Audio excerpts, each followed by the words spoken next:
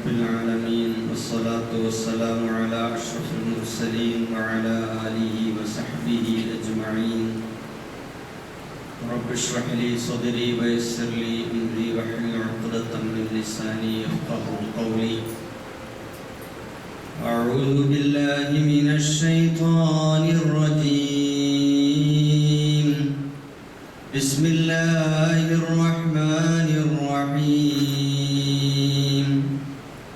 المال والبنون زينة الحياة الدنيا والباقيات الصالحات خير عند ربك ثوابا وخيرا أملا.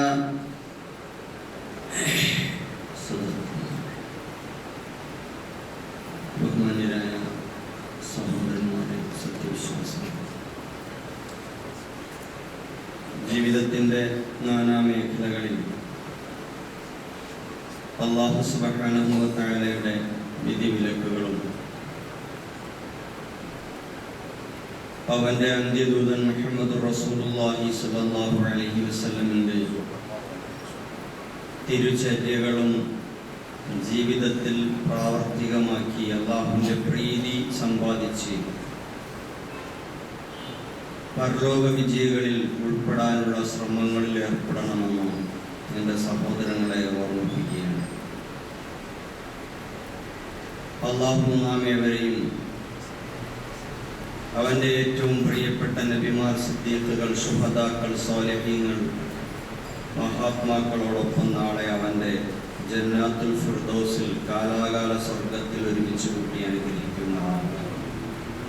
നമ്മിൽ നിന്നും മരണപ്പെട്ടു പോയവർ, നമ്മുടെ മാതാപിതാക്കൾ, ഇണകൾ, മക്കൾ, സഹോദരങ്ങൾ, സഹോദരിമാർ, ബന്ധുമിത്രാദികൾ, കൂട്ടുകുടുംബാദികൾ, സ്നേഹിതന്മാർ, സഹപ്രവർത്തകർ, സഹായികൾ, സർവോപരി നമ്മുടെ ഗുരുവര്യന്മാർ, എല്ലാവർക്കും അല്ലാഹു വിശാലമായ മഗ്ഫിറത്തും റഹ്മത്തും നൽകി അനുഗ്രഹിക്കുമാറാണ്.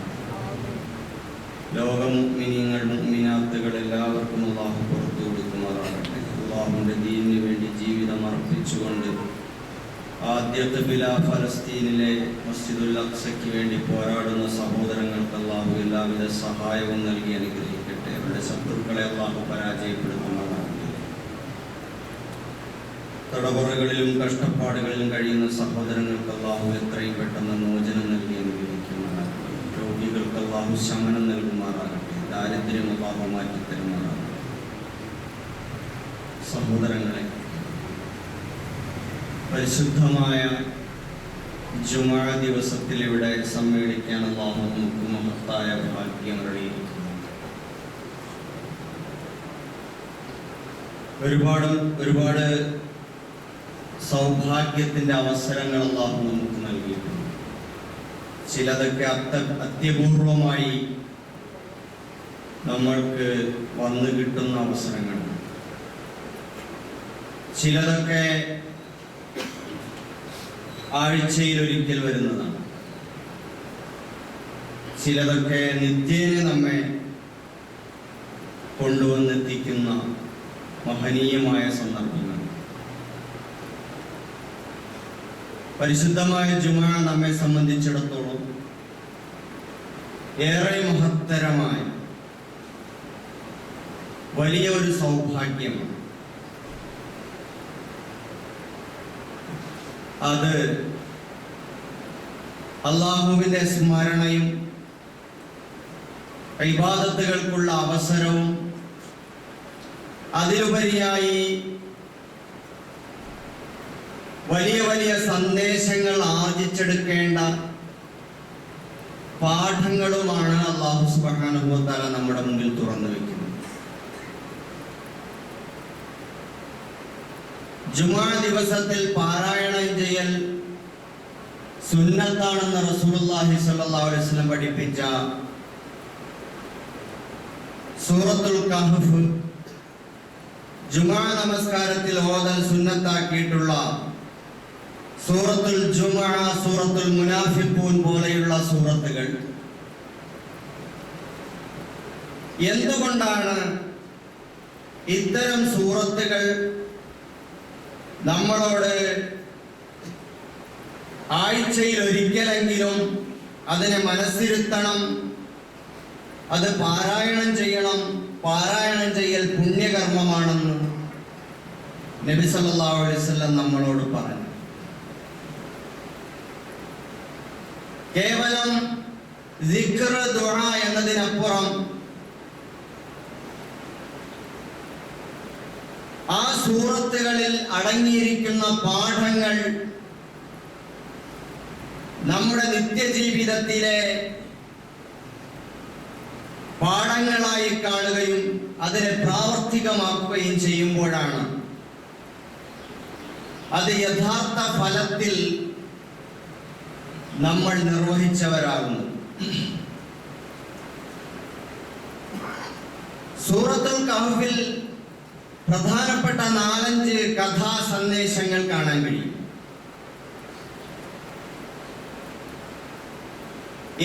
ഓരോ കഥയും പാഠങ്ങളും ഈ ചുരുങ്ങിയ സമയത്തിനുള്ളിൽ ഇവിടെ വിവരിക്കുക അസാധ്യമാണ്. അതിലേക്കൊരു ഓട്ടപ്രദക്ഷിണം നടത്തിപ്പോകുമ്പോ അതിലെന്തൊക്കെ നമുക്ക് ഉണ്ടാവണം, ഇപ്പോഴുണ്ട്, ഉണ്ടാക്കിയെടുക്കാൻ ശ്രമങ്ങൾ നടത്തേണ്ടതുണ്ട് എന്നെല്ലാം നമുക്ക് പരിശോധിച്ച് നോക്കാവുന്നതാണ്. സൂറത്തുൽ കഹ്ഫ് എന്ന് പറയുമ്പോൾ തന്നെ ഗുഹാവാസികൾ എന്നാണ് അർത്ഥം. ഗുഹാവാസികളെ പറ്റി പരാമർശിക്കുന്ന സൂക്ത ശകലം അതിലൂടെ കടന്നു പോകുന്നത് കൊണ്ട് അതിനെ അൽ കഹ്ഫ് എന്ന് നാമകരണം ചെയ്യപ്പെട്ടതായി നമുക്ക് കാണാം. പരിശുദ്ധ ഖുർആൻ പറയുന്നുണ്ട്, ഇന്നഹും ഫിത്യത്തുൻ ആമനൂ ബിറബ്ബിഹിം വസിദ്നാഹും ഹുദാ. അവർ ചില യുവാക്കളായിരുന്നു, അവർ അവരുടെ റബ്ബിൽ വിശ്വസിച്ചു, അങ്ങനെ അവരുടെ ഈമാൻ നാം വർദ്ധിപ്പിച്ചു കൊടുത്തു.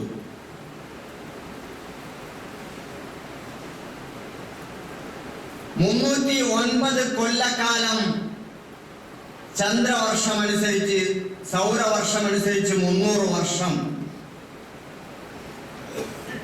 അവർ ഒരു ഗുഹയ്ക്കകത്ത് കഴിയുകയായിരുന്നു. ഒരു നാട്ടിലെ ബഹുദൈവ ആരാധകനും അക്രമിയും ഏകാധിപതിയുമായ ഒരു ഭരണാധിപന്റെ കീഴിൽ ഏകദൈവ വിശ്വാസം, സത്യവിശ്വാസം സ്വീകരിക്കാൻ കഴിയാതെ അയാളുടെയും കിങ്കരന്മാരുടെയും ക്രൂരമായ പീഡനങ്ങൾക്ക് ഒരു സമൂഹം ഇരയാക്കപ്പെട്ടുകൊണ്ടിരിക്കുമ്പോൾ വിശ്വാസം പരസ്യമായി പ്രഖ്യാപിച്ചാൽ അവരെ വകവരുത്തിക്കളയുമെന്ന ഒരു സാഹചര്യം, ഒരു ചകിതമായ അന്തരീക്ഷം നിലനിൽക്കുന്ന ഒരു സന്ദർഭത്തിലാണ് ഈ യുവാക്കൾ അല്ലാഹു സുബ്ഹാനഹു വ തആലയോട് നിരന്തരം പ്രാർത്ഥിച്ചുകൊണ്ടിരുന്നത്. ഞങ്ങൾക്കൊരു സന്മാർഗത്തിന്റെ വഴി തുറന്നു തരണമേ എന്ന് അല്ലാഹുവിനോട് പ്രാർത്ഥിച്ചുകൊണ്ടിരുന്ന സന്ദർഭത്തിലാണ് യാത്രാമധ്യത്തിൽ അവരൊരു ഗുഹ കണ്ടെത്തുന്നത്. അങ്ങനെ ആ ഗുഹയിൽ അവർ 300 വർഷത്തിലധികം കഴിച്ചുകൂട്ടി.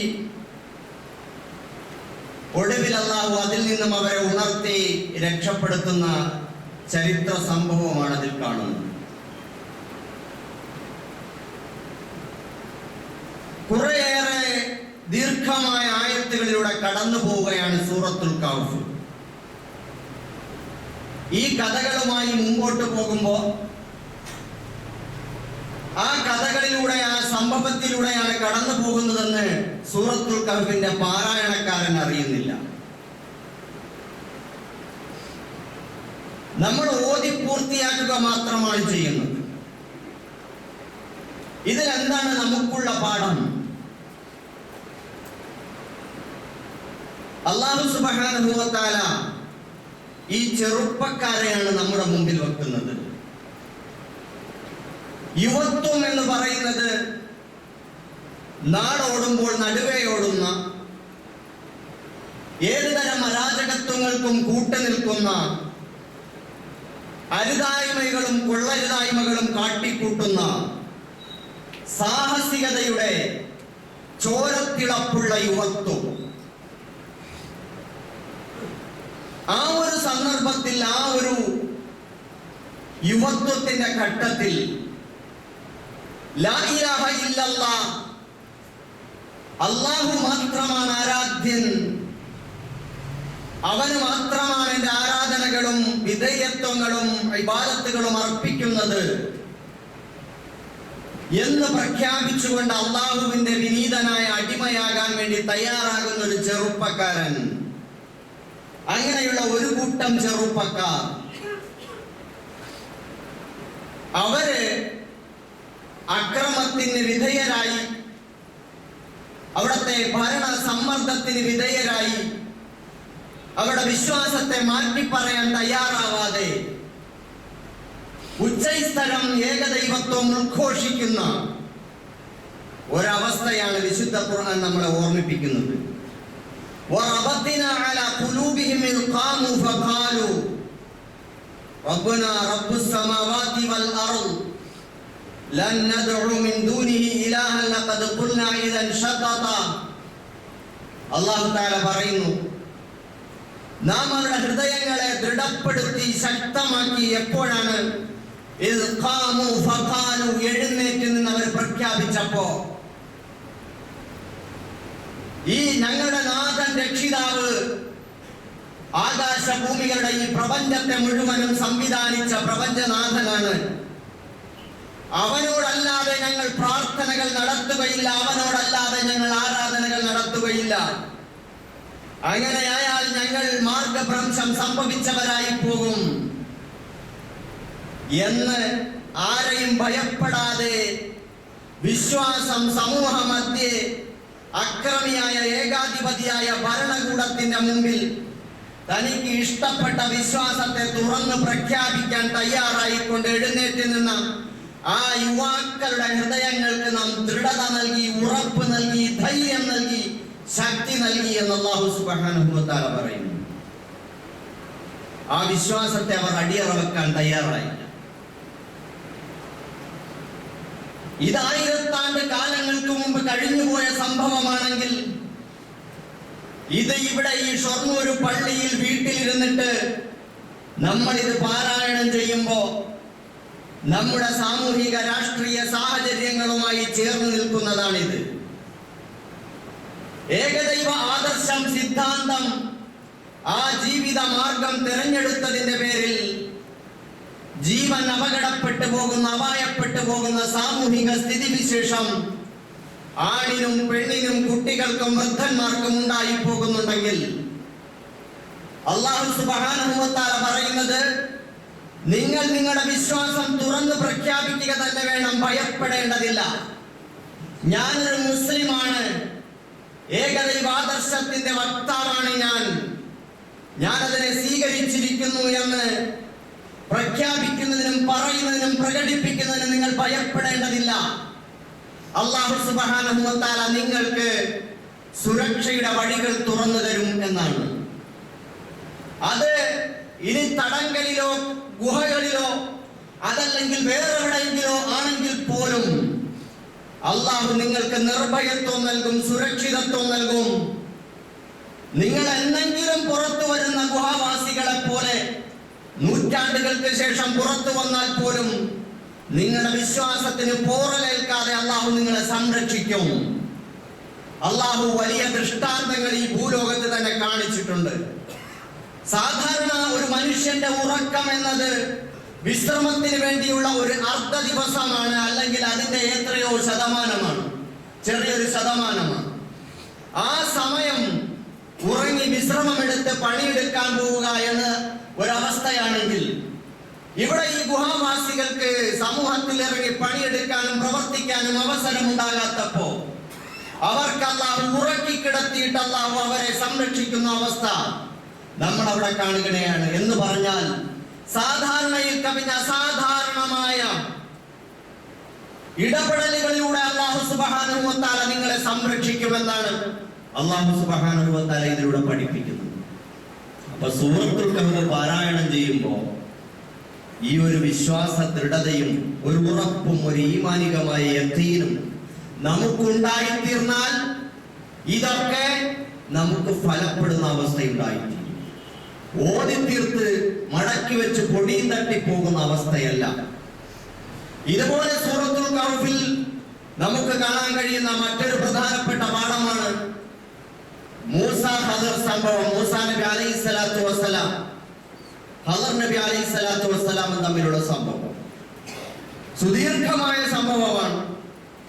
അതിന്റെ രത്നച്ചുരുക്കം നമ്മൾ മനസ്സിലാക്കുമ്പോൾ മൂസാ നബി അലൈഹിസ്സലാത്തു വസ്സലാമിനെ അല്ലാഹു സുബ്ഹാനഹു വ തആല അക്രമിയായ ഏകാധിപതിയായ ഫിറഔന്റെ അടിമത്തത്തിൽ നിന്നും ഇസ്രായേൽ ജനവിഭാഗത്തെ മോചിപ്പിക്കാൻ വേണ്ടി നിയോഗിച്ച ഒരു പ്രവാചകൻ. ആ പ്രവാചകനെ അല്ലാഹു സുബ്ഹാനഹു വ തആല തെരഞ്ഞെടുത്ത് നിയോഗിക്കുമ്പോൾ അദ്ദേഹത്തിന് ഒരു വേള ഒരു തോന്നലുണ്ടായി, ഞാൻ അല്ലാഹുവിന്റെ പ്രവാചകനല്ലേ, ഈ ഭൂലോകത്ത് ഇപ്പൊ ഏറ്റവും കൂടുതൽ അറിവുള്ളയാള് ഞാൻ തന്നെ. അല്ലാഹു സുബ്ഹാനഹു വ തആല ഒരു പരീക്ഷണത്തിന് വിധേയമാക്കി. അങ്ങനെ അല്ലാഹു സുബ്ഹാനഹു വ തആല അവന്റെ മറ്റൊരു ദാസനായ ഖദർ അലൈഹിസ്സലാമിനെ മൂസാ നബി അലൈഹിസ്സലാത്തു വസ്സലാമിന്റെ മുമ്പിൽ പ്രത്യക്ഷപ്പെടുത്തി അദ്ദേഹത്തിന്റെ ശിഷ്യത്വം സ്വീകരിക്കാൻ നിർബന്ധിതനാക്കി. രണ്ടുപേരും ഒരു പഠനയാത്രയിലാണ്. ആ പഠനയാത്ര മുമ്പോട്ട് പോകുമ്പോൾ നമുക്കൊക്കെ അറിയുന്നത് പോലെ ഒരു ജലാശയം താണ്ടിക്കടക്കുമ്പോ, സമുദ്രം താണ്ടിക്കടക്കുന്ന അവസ്ഥയുണ്ടാകുമ്പോ മറുഭാഗത്ത് നിൽക്കുന്ന ആളുകൾ അതിനെ പിടിച്ചെടുക്കാതിരിക്കാൻ മൂസാ നബി അലൈഹിസ്സലാം അതിന്റെ ഒരു പലക ഇളക്കി മാറ്റി. ആ കപ്പലിനെ കൊണ്ടു നടക്കുന്ന ആ കപ്പൽ തൊഴിലാളിയായ ഒരു പാവ സഹോദരൻ അദ്ദേഹത്തെ ദ്രോഹിച്ചതായിട്ടാണ് മൂസാ നബി അലൈഹിസ്സലാമിന് തോന്നിയത്.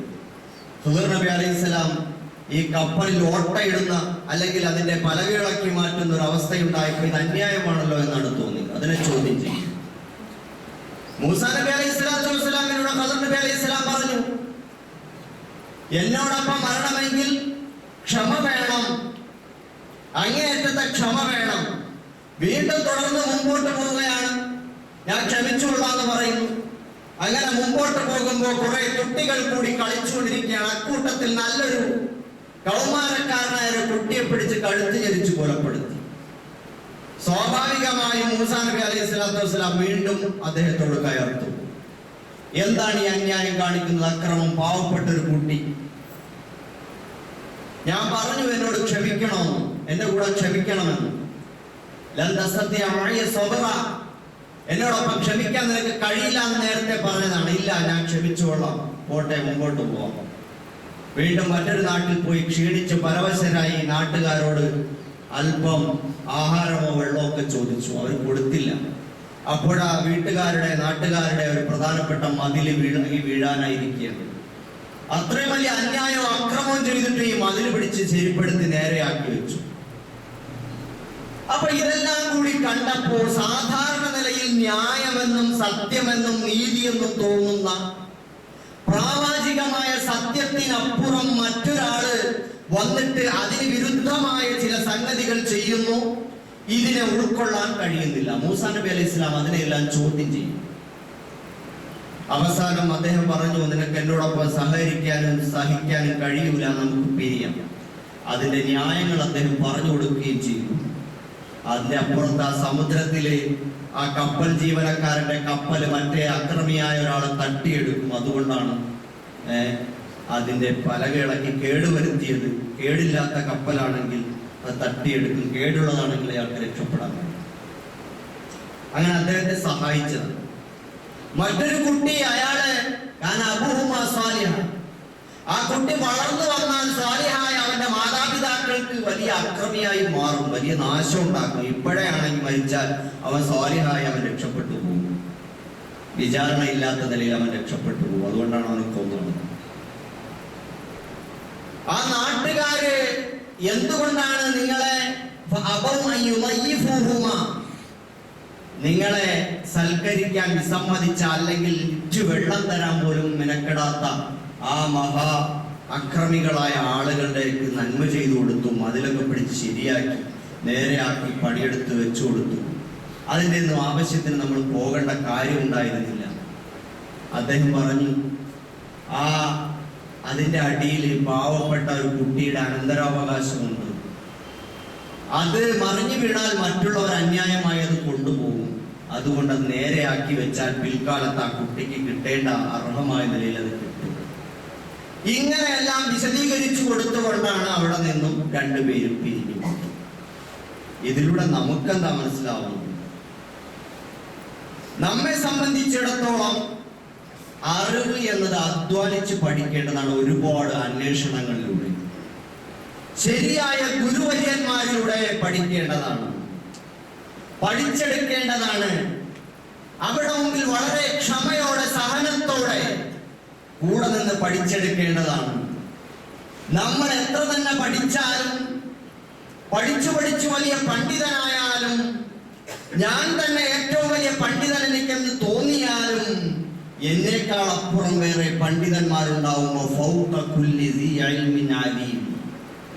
പരിശുദ്ധ ഖുർആൻ പറഞ്ഞതുപോലെ എല്ലാ ജ്ഞാനികൾക്കും മേൽ പിന്നെയും ജ്ഞാനികൾ ഉണ്ടാവും. എല്ലാ മേഖലകളിലുമാണ് തന്നെ.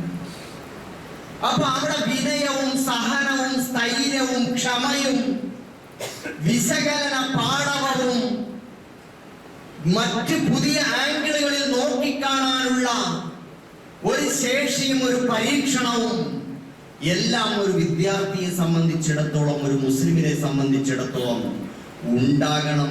അറിവ് പഠിക്കുക എന്നുള്ളത് വളരെ ത്യാഗപൂർണമായ ഒരു പ്രവർത്തനമാണ്, അധ്വാനമാണ്.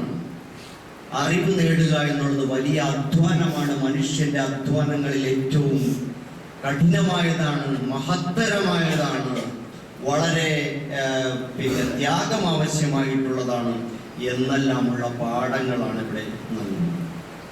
അപ്പൊ സൂറത്തുൽ കഹ്ഫ് ഇങ്ങനെ ഓതിയെന്ന് പോകുമ്പോൾ ഇത് കിട്ടൂല.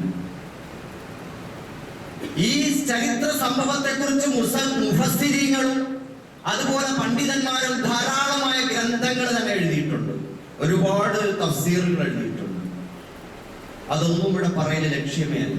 സൂറത്തുൽ കഹ്ഫിൽ ഇങ്ങനെ ചില സംഗതികളൊക്കെ ഉണ്ട് എന്ന് പറഞ്ഞു പോകൽ മാത്രമാണ് ഉദ്ദേശം.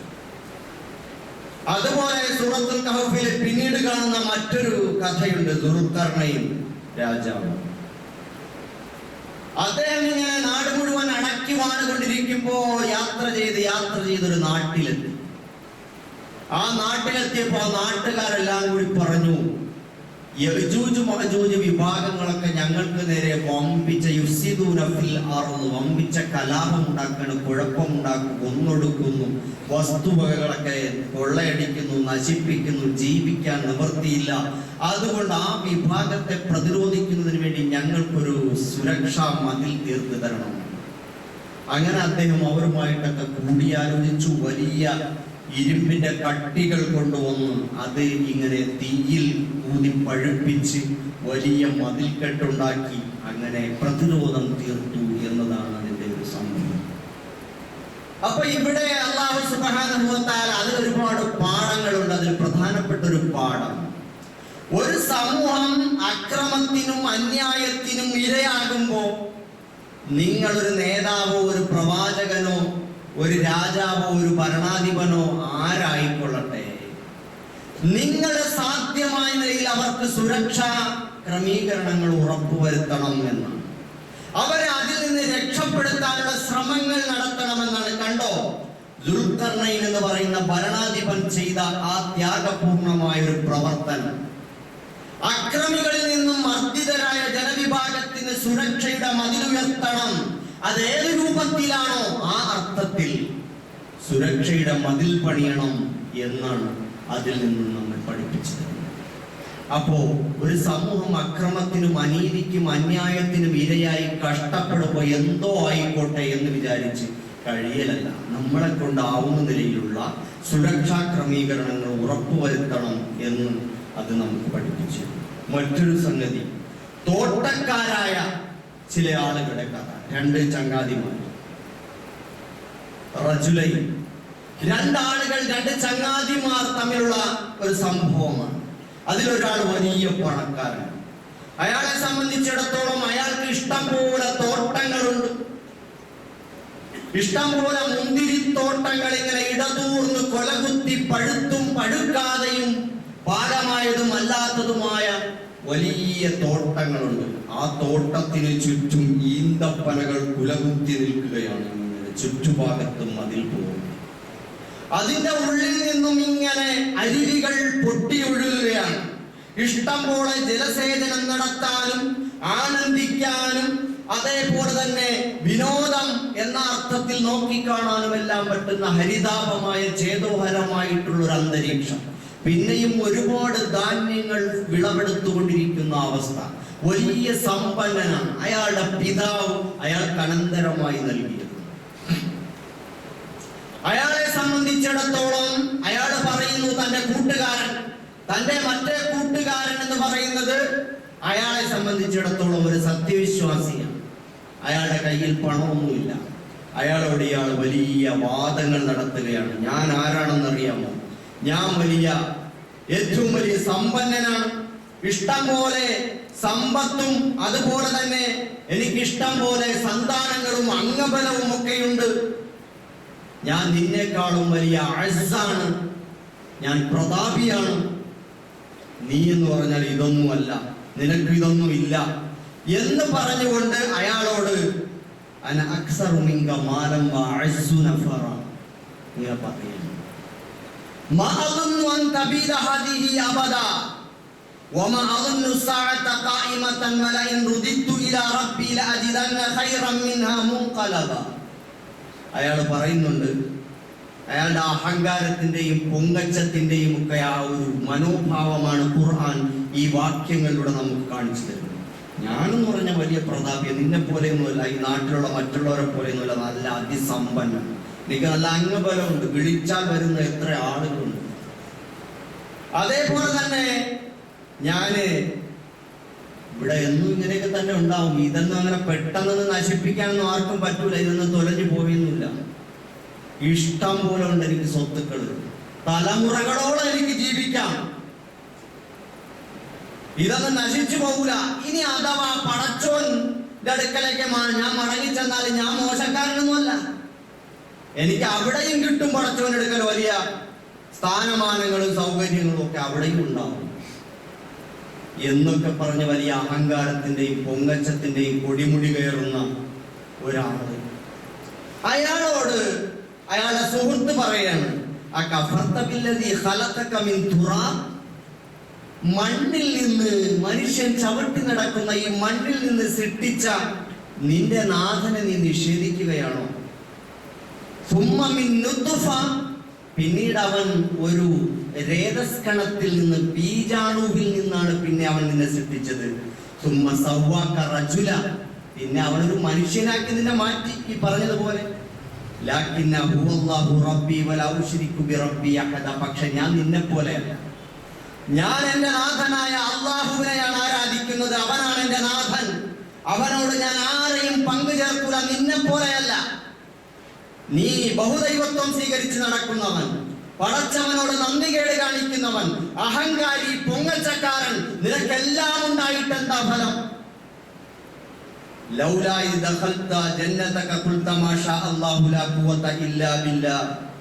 നിനക്ക് എന്തുകൊണ്ട് നീ അവിടെ ആ തോട്ടത്തിലേക്ക് കയറിയപ്പോ വിനയത്തോടെ ഇതൊക്കെ പടച്ചു എനിക്ക് തന്ന അനുഗ്രഹങ്ങളാണ്, മാഷാ അല്ലാ, അള്ളാഹുവിന്റെ വേണ്ടുകയാൽ എനിക്ക് കിട്ടിയതാണ് എന്ന് നിനക്ക് എന്തുകൊണ്ട് പറയാൻ പറ്റിയില്ല?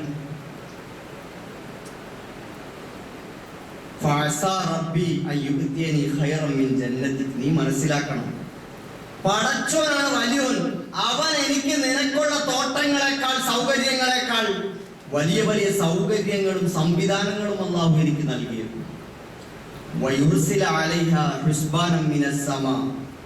ആ തോട്ടങ്ങൾക്കുമേലെ അല്ലാഹു തആല അവന്റെ ഭാഗത്ത് നിന്ന് മേഘഗർജനം, ഇടിമുഴക്കം, ഇടിവാടുകൾ പെട്ടും. എന്നിട്ട് എന്നിട്ട് അതെല്ലാം തകർന്ന് തരിപ്പണമായി പോകും. ആ ഒഴുകുന്ന അരുവികളൊക്കെ ഉണ്ടല്ലോ, ജലാശയങ്ങൾ, അതെല്ലാം വറ്റി വരണ്ടു പോയേക്കാം ഇതെല്ലാം ഈ സഹോദരൻ അയാൾക്കെതിരിൽ തിരിച്ചു പറയുകയാണ്. മനുഷ്യനായാൽ പടച്ചോനെ കുറിച്ചുള്ള വിചാരം വേണം. ആ അള്ളാഹുവിന് മാത്രം ഇബാദത്ത് ചെയ്യണം. അവനോടൊപ്പം വേറെ ആരെയും പങ്കുകാരെ ചേർക്കരുത്. ഇതൊക്കെ പടച്ചവൻ തന്ന അനുഗ്രഹങ്ങളാണെന്ന ഓർമ്മയിലാണ് കൈകാര്യം ചെയ്യേണ്ടത്. എന്നിട്ട് അദ്ദേഹം പറയാണ്, ഇതെല്ലാം പടച്ചോൻ വിചാരിച്ചാൽ നശിച്ചു പോകും, എനിക്കിതിനേക്കാൾ വലിയ സൗകര്യം അന്ന് തന്നെന്നും വരും. അവസാനം പരിശുദ്ധ ഖുർആൻ ആ കഥ തുടരുകയാണ്. وأحيط بثمره فأصبح يقلب كفيه على ما أنفق فيها وهي خاوية على عروشها. അവസാനം അവന്റെ ആ വലിയ തോട്ടം, അതിന്റെ പന്തൽ കണക്കെ പന്തലിച്ചു നിന്ന തോട്ടം മുഴുവൻ തകർന്ന് തരിപ്പണമായി. ഒരു കൊടുങ്കാറ്റ് ചുഴറ്റി അടിച്ചു. ആ ഫലങ്ങൾ മുഴുവൻ നശിച്ചുപോയി, നാമാവശേഷമായി പോയി. അപ്പോ അവൻ കൈമലർത്തിയിട്ടിരുന്ന് വിലപിക്കുന്ന അവസ്ഥയാണ് ഉണ്ടായിത്തീർന്നത്.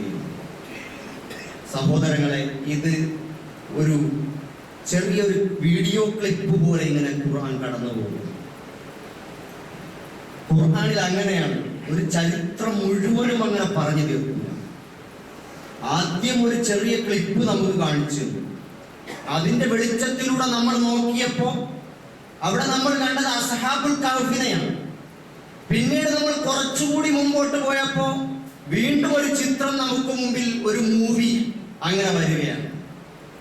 അവിടെ നമ്മൾ കാണുന്നത് ഈ പറഞ്ഞതുപോലെ ദുൽഖർനൈന്റെ സംഭവമാണ്. പിന്നെ മൂസ ഖദർ അലൈഹിസ്സലാമിന്റെ ഒരു യാത്രയാണ്. അതിന്റെ വളരെ ചേതോഹരമായ, വളരെ ചൈതന്യവത്തായ ഒരു ചരിത്രം നമ്മുടെ മുമ്പിൽ അങ്ങനെ ചലിപ്പിച്ച് കാണിക്കുക. പിന്നെയും നമ്മൾ മുമ്പോട്ട് പോകുമ്പോ ഇതാ ഇപ്പൊ ഇവിടെ കണ്ടത് ഈ തോട്ടക്കാർ, രണ്ട് കൂട്ടുകാരാണ്, തോട്ടക്കാരായ അവരുടെ പരിണിതിയാണ്.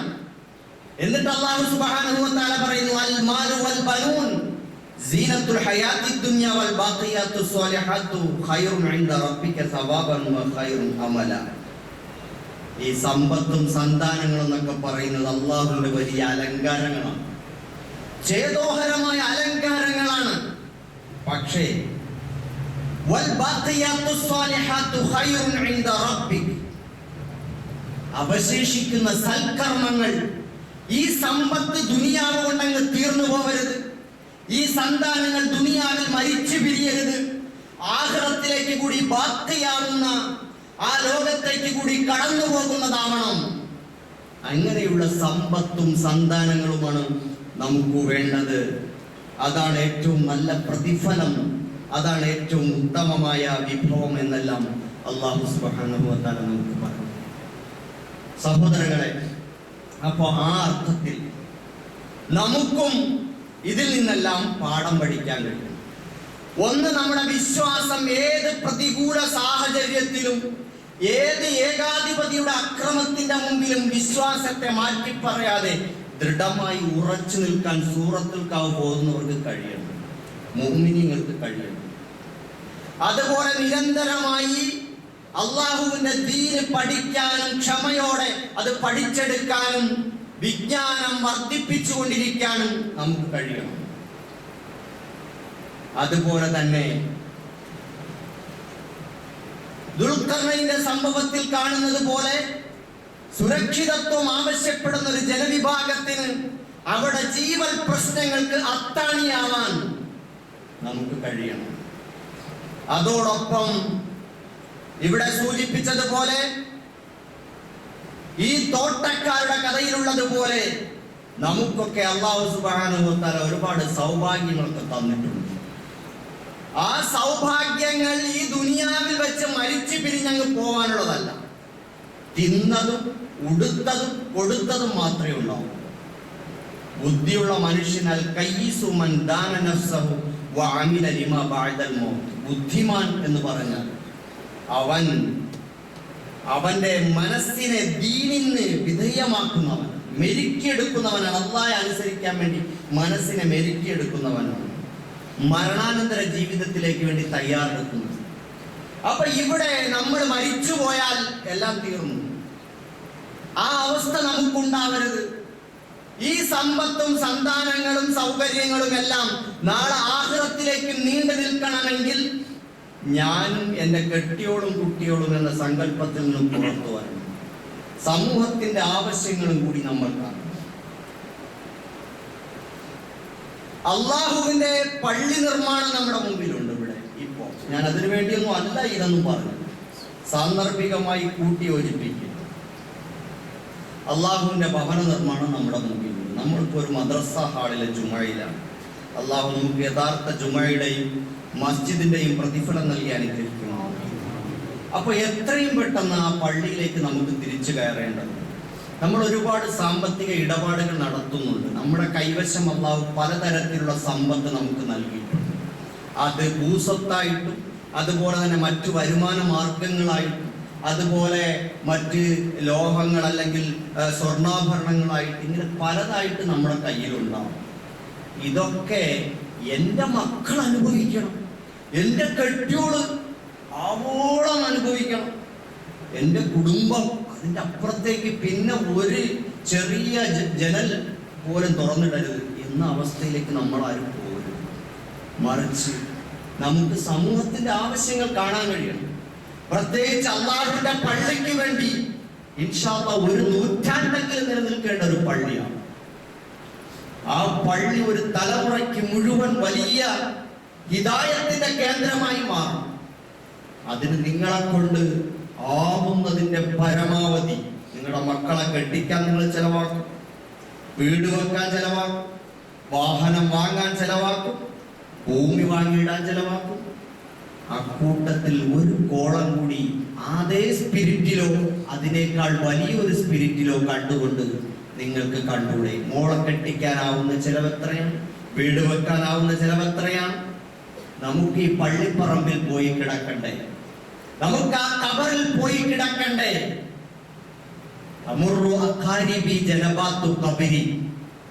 എന്റെ ബന്ധുക്കളൊക്കെ എന്റെ കബറിന്റെ അടുക്കലൂടെ നടന്നു പോകുന്നുണ്ട്. പക്ഷേ എന്റെ ബന്ധുക്കൾക്ക് ആർക്കും എന്നെ ഒരു പരിചയമില്ലാത്തവരിടത്ത് പോകുന്നു.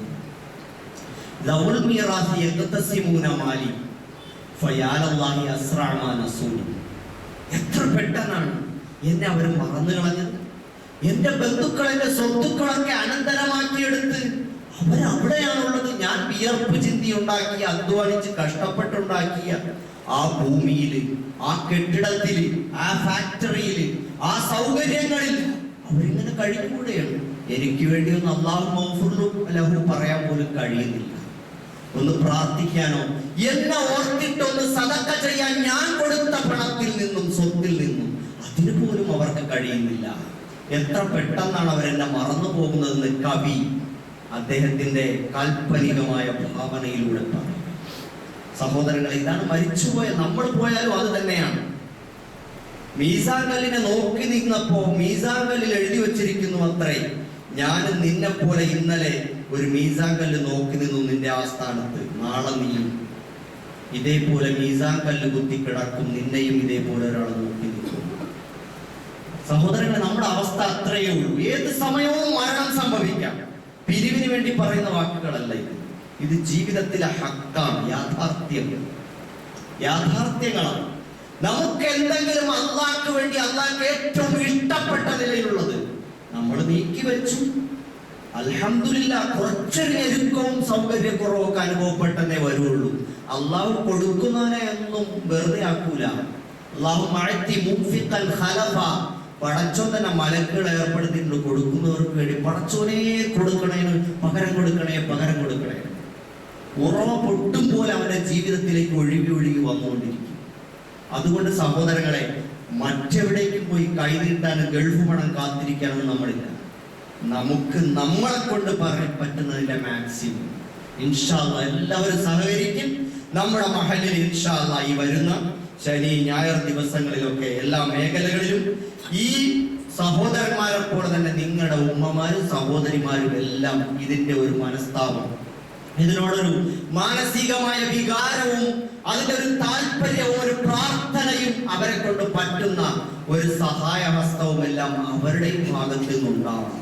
നമ്മളിതിലെ ചോലക്കുളം ഭാഗത്ത് 29-ാം തീയതി ശനിയാഴ്ച നാളെ വൈകിട്ട് 5 മണിക്ക് കിഴക്ക് ദേശം ഹാളിൽ സഹോദരിമാർക്ക് വേണ്ടി നമ്മുടെ മഹല്ലുമായി ബന്ധപ്പെട്ട ഈ പുനർനിർമ്മാണവുമായി ബന്ധപ്പെട്ട കാര്യങ്ങൾ ചർച്ച ചെയ്യാൻ അതിന്റെ നസീഹത്തും ദുആയുമായിട്ട് നമ്മൾ അവിടെ ഒത്തുകൂടുന്നുണ്ട്. അതുപോലെ ശനിയാഴ്ച തന്നെ 7:15 തെക്കേ റോഡ് പള്ളിയിൽ അവിടെ സഹോദരിമാരുടെ ആ ഹാളിൽ അവിടെ കൂടുന്നുണ്ട്. അതേപോലെ ഞായറാഴ്ച 10 മണിക്ക് ഗണേശഗിരി പള്ളിയിൽ, ഞായറാഴ്ച 2 PM പരുത്തിപ്ര പള്ളിയിൽ, ഞായറാഴ്ച 4:30 PM നമ്പ്രം പള്ളിയിൽ, അതേപോലെ ഞായറാഴ്ച 7:15 PM മഞ്ഞക്കാട് പുതിയ മദ്രസയിൽ. എല്ലാ സ്ഥലത്തുമുള്ള സഹോദരിമാരെ പരമാവധി നിങ്ങളുടെ ഭാര്യയും മക്കളും നിങ്ങളുടെ ഉമ്മമാരും എല്ലാം അവിടെ ഉണ്ടാവും. എല്ലാവരും അവിടെ ഉണ്ടാവണം. അള്ളാഹുവിന്റെ പള്ളിയെ കുറിച്ചാണ് നമ്മൾ ചർച്ച ചെയ്യുന്നത്. ആരും പുറകോട്ട് നിൽക്കരുത്, പുറകോട്ട് നിൽക്കാൻ പ്രേരിപ്പിക്കുകയും ചെയ്യരുത്. എല്ലാവരെയും അവിടെ എത്തിക്കണം. ഇൻഷാ അല്ലാഹ് കൂട്ടായി നമുക്ക് അവിടെ ചർച്ച ചെയ്യാം, ദുആ ചെയ്യാം. ഓരോരുത്തരെ കൊണ്ടും പറ്റുന്നത്. ഒരു കൊച്ചു കുട്ടിയാണ്, അവന്റെ കയ്യിൽ 10 രൂപയാണ് അവൻ ഇട്ട് കൂട്ടാൻ പറ്റിയത്. ആ പള്ളിക്ക് വേണ്ടി കൊടുത്താൽ അതുണ്ടാക്കുന്ന ഒരു ഈമാനികമായ സൗന്ദര്യവും ഒരു ആവേശവും അത് പറഞ്ഞറിയിക്കാനാവാത്തതാണ്. അതുകൊണ്ട് സഹോദരങ്ങളെ എല്ലാവരും സഹകരിക്കണം. അല്ലാഹു നമ്മളെ കബൂൽ ചെയ്യുമാറാകട്ടെ. നമ്മുടെ എല്ലാ കുറവുകളും അല്ലാഹു മാപ്പാക്കി തരുമാറാകട്ടെ. നമ്മുടെ സദഖകൾ മുഴുവൻ അല്ലാഹുവേ നീ കബൂലാക്കണേ റഹ്മാനെ. ഞങ്ങൾ ആരെയും നീ മോശക്കാരായി ഞങ്ങളെ ഒഴിവാക്കല്ലേ റബ്ബേ. പടച്ചവനെ, ഞങ്ങൾ ചെയ്യുന്ന എല്ലാ ദാനധർമ്മങ്ങളും നീ കബൂലാക്കണേ അല്ലാഹ്. അതിലൂടെ ഞങ്ങളെ എല്ലാ മാരകമായ രോഗങ്ങളിൽ നിന്നും ആക്സിഡന്റുകളിൽ നിന്നും അപകടങ്ങളിൽ നിന്നും കാത്തുകൊള്ളണേ റഹ്മാനെ. ഞങ്ങളുടെ രോഗികൾക്ക് അതിലൂടെ പൂർണ്ണമായ ശിഫാദം അനുഗ്രഹിക്കണേ റഹ്മാനെ. സ്വാലിഹീങ്ങളായ കണ്ണുകളെ കുളിർപ്പിക്കുന്ന മക്കളെ തന്നെ അല്ലാഹ്. മക്കളെ തന്നവർക്ക് അല്ലാഹുവേ നീ അവരെ സ്വാലിഹീങ്ങളാക്കണേ അല്ലാഹ്. ദുനിയാവിലും ആഖിറത്തിലും നീ അവരെ ഉത്തമരാക്കി മാറ്റണേ റഹ്മാനെ.